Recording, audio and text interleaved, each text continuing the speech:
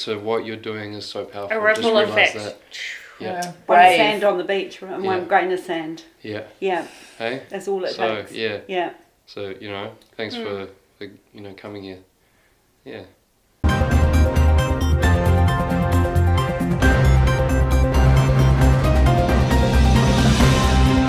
So here we are, these amazing and yet beautiful ladies. Oh, thank you. Which one's more beautiful? I don't know. That's another question in itself. Oh, lovely.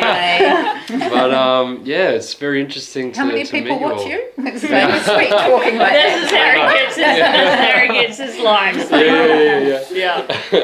So give a little brief introduction of yourselves and how we're here and that sort of thing, or Sure.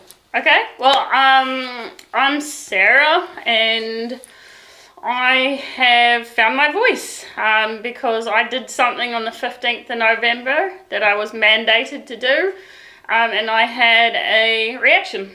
It's been a long journey. We're 9 months on, and one day I just felt really alone and isolated, and I thought, well, what if there's someone just down the street, round the corner, who's going through the same thing that I'm going through? So I reached out. I sent out a message to find my local area, because I know that's where it starts. Community, local area. There'd been some big things happening, but no, I wanted to find that person down the road, round the corner. And I did. And I thought, all right, like, the only people that can really get it are people that understand what I've been going through.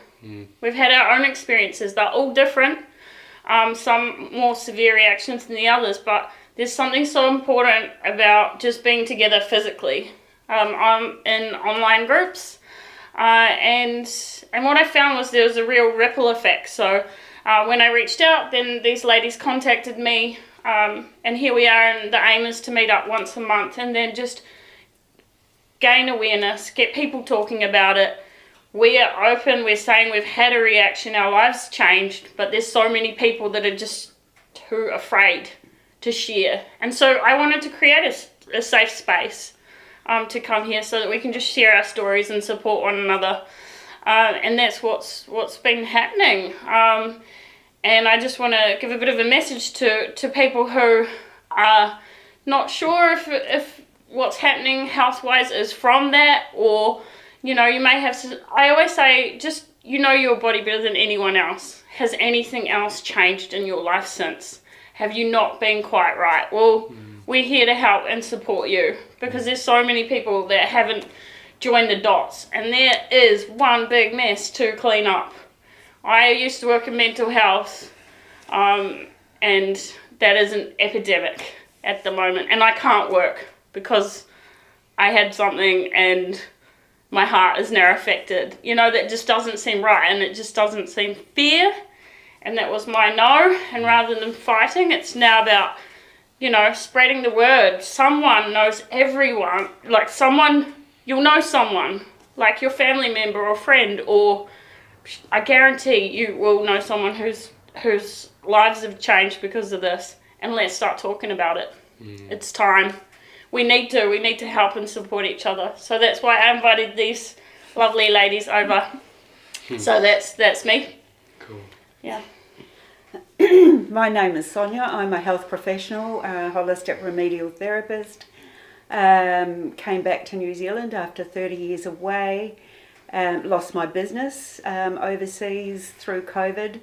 Returned back to New Zealand, and had to then give up being self-employed to become employed, just to earn an income.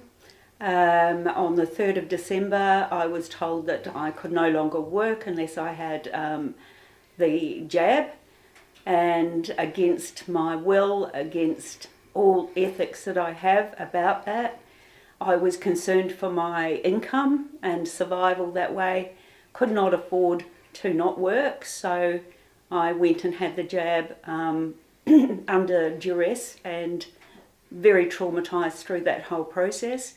And afterwards, immediately afterwards, had some reactions to it. So from that, I decided not to have any further jabs. Because of that, I was mandated out of working and have been unemployed since then. Seen and know people who have suffered adverse effects as well, all new stuff since the jab, and that distresses me very, very much. And also the psychological effects of not understanding or not being brave enough to speak out and share and to connect. So connection is what it's all about too, for all of us who need that support and to be brave enough to share our stories. And so that's why I joined Sarah's group. Thank you, Sarah, for setting the group up, and have made some wonderful friends through that and gained support through that, and knowing probably that you're not alone, and that through the connection, through the strength and the power of that, becoming self-empowered. So through that whole experience has empowered me enormously, taken a lot of courage to speak out amongst family and colleagues especially who don't share the same views, and being isolated through that too. So a lot of mental health issues came out of that for me, and inability to work professionally to help others because of the mandates. Thank you. Awesome. Thank you, guys. I was a mandated health professional as well, and did what I perceived to be a whole lot of research, because I previously had a reaction to a flu, and the early documents on the jab that I could find for the one that was being rolled out in New Zealand were online, and once we were mandated, I went back to look for that document and it was gone. I was concerned that the flu jab I had reacted to was grown in egg white, and I had reason to believe that the vaccine that we were being asked, or the thing that we were being asked to take, might also have been. So I wanted to do a bit of a deep dive on that. And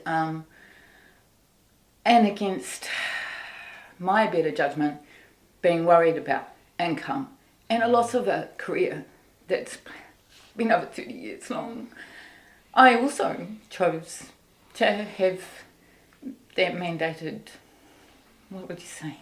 Yeah. And 10 days later, had palpitations, tachycardia, elevated blood pressure, was able to do my own OBS. It resolved, but I was very aware that this was completely different to what my own health is like, because I am very well and take huge responsibility for my health. And yeah, then went to see my medical practitioner, and some of the laws had been changed where health professionals needed to have the second one, and there was no ifs or buts, and without doing anything except listening to my heart, not even sent for bloods or ECGs or workup to check on me, I was told that I should have the second one to keep my job. So my choice became, do I or don't I, and how will I survive? And knowing that the second one would, I was worried, would really cause much further damage. Am I allowed to say MedSafe site? The information about the jab was 8 months old. As a health professional, I emailed MedSafe and asked why their information hadn't been updated, and they told me that all information now could be directly back to WHO, and that I should go there and look, and I couldn't find any information on their website. It is completely difficult to navigate, and so after talking to some friends and some family members, I made the decision to not get the second one. I was So that was January 1st was my last day. Last week I was at an event where we were singing the national anthem, and I was holding the piece of paper and realised that it was, this is July now, so that's 7 months. Realised that my hands are starting to shake. And that is new. So there's possibility of some neurological changes as well. So this is the gift that keeps on giving. And I would say, if you have any doubts, if you have any small changes, please consider your next steps really carefully. Don't be frightened to reach out. There are people in the community that will support you. It isn't an easy decision. No. But, not. No. but there are alternative healing things. There's more and more information out there that can help. It's a huge journey that I've been on. And part of me is also self-blaming, and I shouldn't, but feels like I knew. My instincts were screaming not to do this. And to be in a position where to save job, income, all the people that rely on you, it's a terrible place to be. And I think we've all been there. Yeah, definitely. absolutely. And then to desert, or it feels like we're deserting not only our career, but the people that we were caring for. Yes. Absolutely. And our colleagues. Yeah. And the people that we love that don't. It's a hard place to be in. But if I can save one person, if I can change someone's life, if you could consider not rolling out to the younger people in our families, I would beg you to not do that. Yeah. Yeah. It's amazing. So brave of you ladies. Yeah. I really appreciate that, speaking out. And, obviously for maybe some conspiracy theorists out there, they think, oh, well, maybe these people are just saying things, this is just an act, why haven't you gone to ACC or anything like that? Like, what are the results of that sort of thing as well? Like, or any professionals that you've spoken to about these things, what do they say when you speak to them about this? I don't think I can self-refer to ACC, so then you rely on other health practitioners to forward a claim. And they've got to be brave enough to do it, or awake enough to do it. So that brings their own challenges to a professional space. And I'm not judging anybody. But that's not an easy thing either.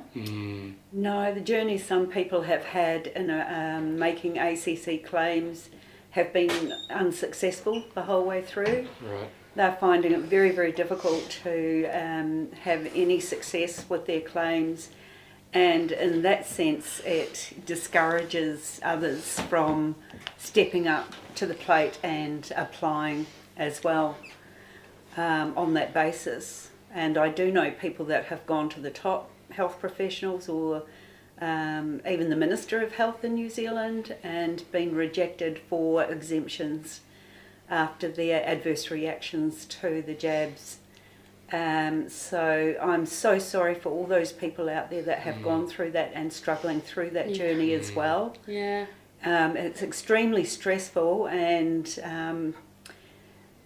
just so depressing for them, having to not only deal with their adverse reactions and their ill health, but also to try and find the energy and the strength and the courage to continue those battles. So my heart goes out to everybody out there or whoever has gone through that process. And like myself, I didn't even bother. I just made a decision not to put myself through that added stress. And to try and work holistically with healing myself and then sharing that knowledge and supporting others as best I can. Yeah. What a world to live in, to think that you can't even go to a health professional and approach that, because that's what they're for. That's their position, right? Or to fight for it, to actually even as someone that knows, to be the patient thinking, Yeah. something's wrong. And not until later thinking, I needed an advocate. I needed someone with me to say, well, we should do this test. Or then do I go back to that person? Do I change? How do I find the help in a system that I understand?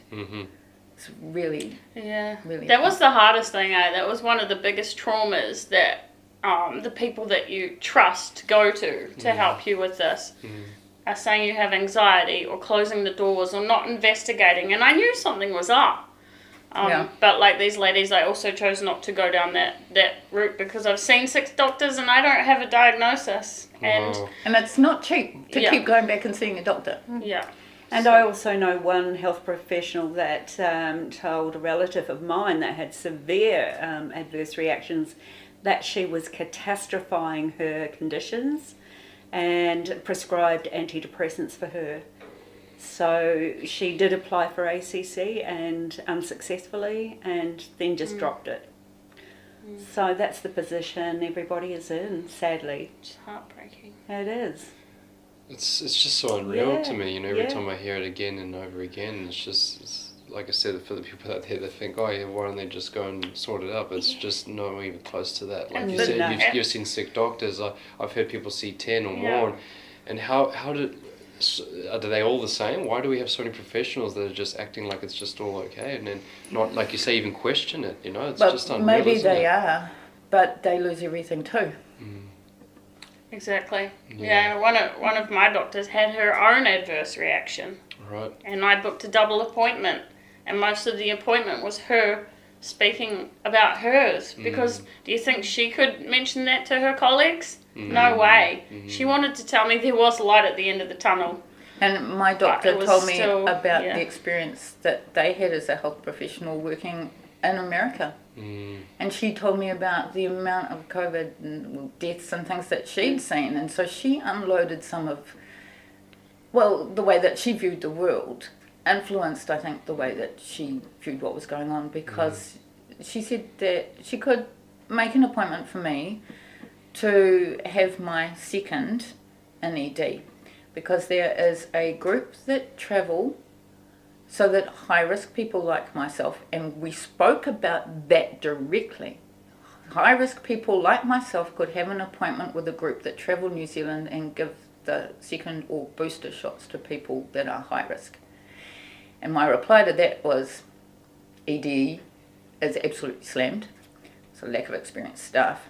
There's a whole lot of problems, and I'd done an incident form on something that had happened with them over that weekend prior to me seeing her, and I didn't have enough faith in the system to even countenance having something that could seriously go wrong and then trust the people down there to be able to save me. And that's a terrible indictment. And that was last year. Last year. And now we're in July, almost in August. 8 months on, eh? Yeah.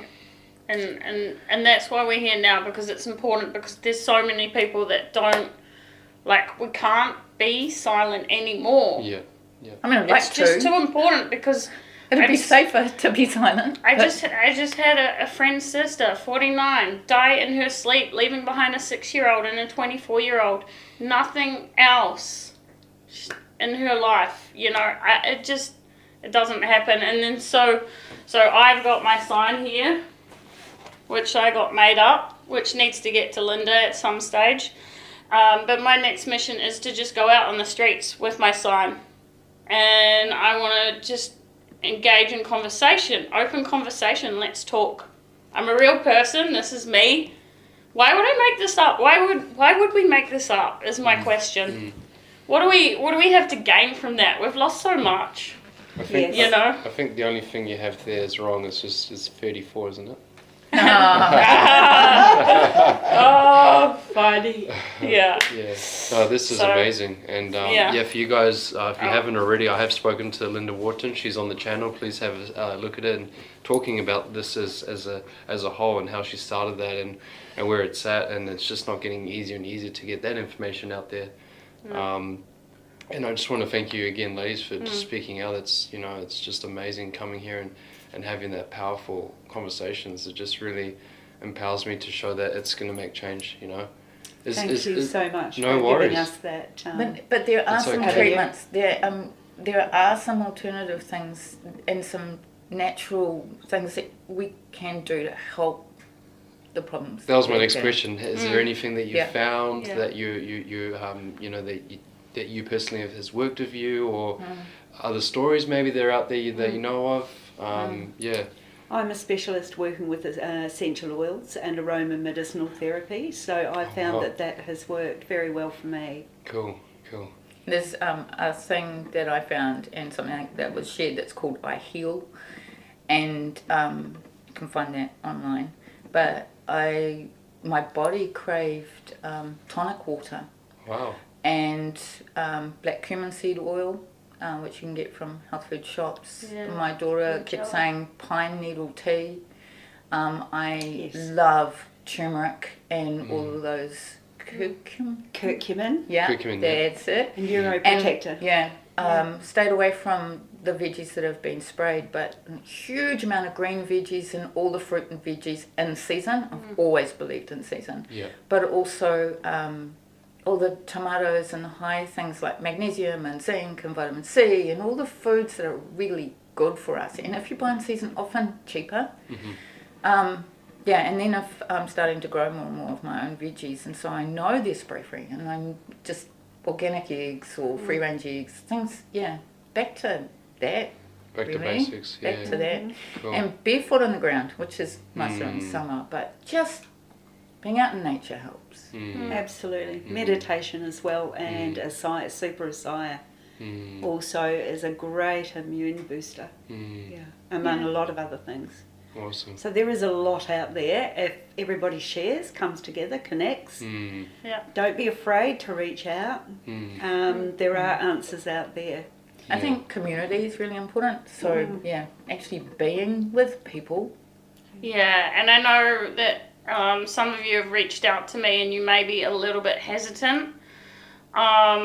But it is a safe space. We're here to support each other, and you know, it may be terrifying in the beginning, but just make that step and connect with us, because all three of us have just grown and felt more empowered just by being together. We wouldn't be doing this. It's just so important. So I just encourage you to do that. I wouldn't force or pressure anyone to do anything at all, but just know that there are people out there going through a similar thing, and really you can't, unless you've walked in someone else's shoes, you can't truly understand in the same way. And I also encourage other people around the country, in your community, in your area, set up a support network system. I spoke with another girl in Timaru, and she said, "Thank you so much, Sarah, I've just done the same thing." So she's reached out in her small network, and then it grows, and then we come together. But it's so important, you know. There was someone literally around the road from me, well, 2, 3, actually maybe about 14 different people reached out to me that I'm in communication with. So let's just keep expanding that and coming together, because, well, no one else cares. We're not going to get help or support from the system, I've realised, and that was another big, you know, once I realised that, and once we realised that, then we're just going to keep going and do what we need to do to help each other and heal together. Together, and that's really the only way that we're going to manage. Don't do it alone. No way. Well, that's where the word community comes from, common unity, you know, and that's the unity together and having the commonality and sharing it, because it just becomes so much easier, doesn't it? You don't have to deal with it alone, like you said. There is the support groups out there, and I guess maybe if they haven't had their own, they can reach out to you as Absolutely, well. and for sure. you ladies, if they want to, Yeah, absolutely. Cool. Yeah. Awesome. Thank you so much, and Thank you. yeah, we'll see you definitely again soon, and that's going to be so inspiring for the others that are watching today. Wonderful. Thank you so much. Thanks, Louie. Thanks. Thank you.